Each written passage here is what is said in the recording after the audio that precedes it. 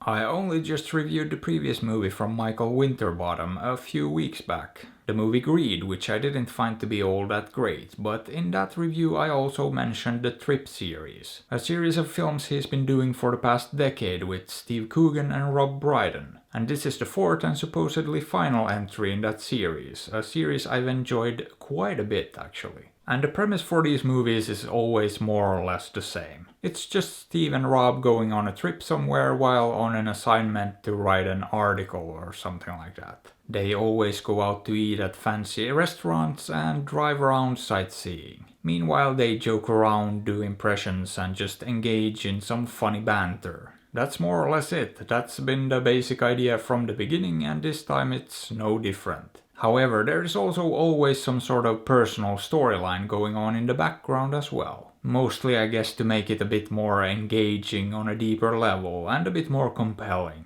Something to add a bit of drama, because there is really next to no drama in the average scene here. And without that aspect, there wouldn't really be anything to tie it all together either. And I think these movies as a whole would end up feeling quite shallow, to be honest, without it. So I think adding in the drama, even though it's definitely only something going on in the background, adds a necessary layer to the story and, well, actually adds a narrative element to it as well. And even though it's never really in the forefront of the movie, it's not the focus, it still usually works and it doesn't end up feeling like just something that's stacked on for the sake of it. Now in this particular one, that storyline I would say felt more predictable than the previous ones, but nevertheless it still worked surprisingly well and did end up once again adding to the movie instead of taking away from it. And as a whole, I think the entire team working on this is just as sharp and on point as they ever were. Steve and Rob are just as funny as ever, and the direction and the editing is probably the best it's ever been. Which I guess brings me to the writing, because I've always wondered, but I've never looked into it. How much of this is actually scripted and how much is improvised? I mean, the outline of the movie is obviously planned, and probably each individual scene as well, but the dialogue within each scene, especially the ones not involving story elements,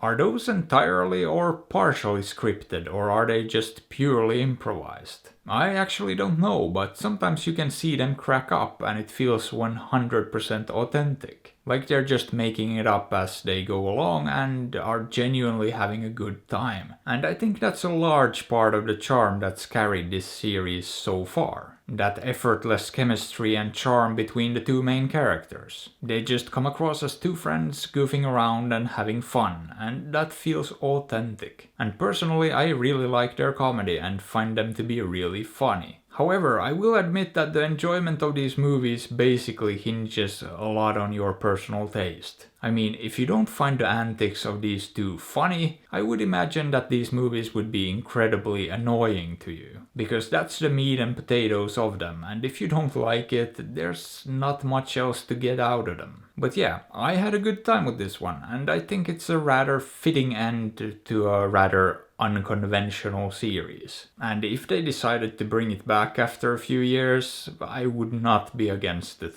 However, does that mean I would recommend this? Yeah, if you like Steve Coogan and Rob Brydon, definitely. Or if you've liked the previous movies in the series, you'll most likely enjoy this one as well. So, maybe check it out, maybe don't. After all, I'm not your dad. But hey, what are your thoughts on this? Have you seen it? Did you like it? Let me know. And if you enjoyed the video, maybe give it a thumbs up or sub to the channel, because that would be fantastic. And if you'd like, you can also support me on Patreon or PayPal through the links in the description. And as always, I appreciate you and thanks for watching.